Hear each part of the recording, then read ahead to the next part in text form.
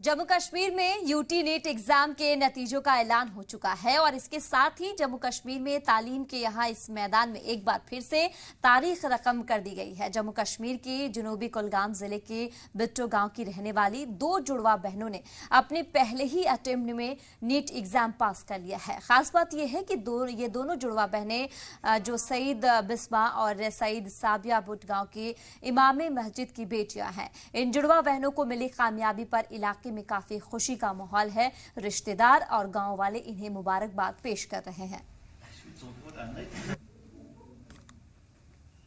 अल्हम्दुलिल्लाह बहुत ज़्यादा खुशी हुई जब पता चला कि हम दोनों ने कामयाबी हासिल की है।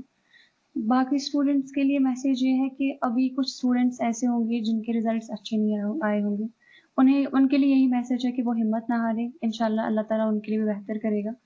और जो स्टूडेंट्स अभी प्रिपेयर कर रहे हैं एग्जाम्स के लिए, तो उनके लिए भी यही मैसेज है कि बस मेहनत करते रहें। कोई भी सब्स्टिट्यूट नहीं है हार्ड वर्क का, तो इसलिए वो मेहनत करते रहें। इंशाल्लाह अल्लाह ताला ज़रूर उन्हें कामयाबी हासिल करेगा। अल्लाह ताला कभी भी किसी की कामयाबी ज़ाया नहीं होने देते। स्टार्टिंग में 3rd तक मैंने नूर इस्लाम स्कूल में पढ़ा था और वहाँ पे भी जो भी टीचर्स थे उन्होंने हमेशा से मुझे बोला कि साबिया आप बहुत कुछ कर सकते हो। अल्लाह ताला हर किसी के साथ है, चाहे आप गरीब घराने से हैं या अमीर घराने से हैं।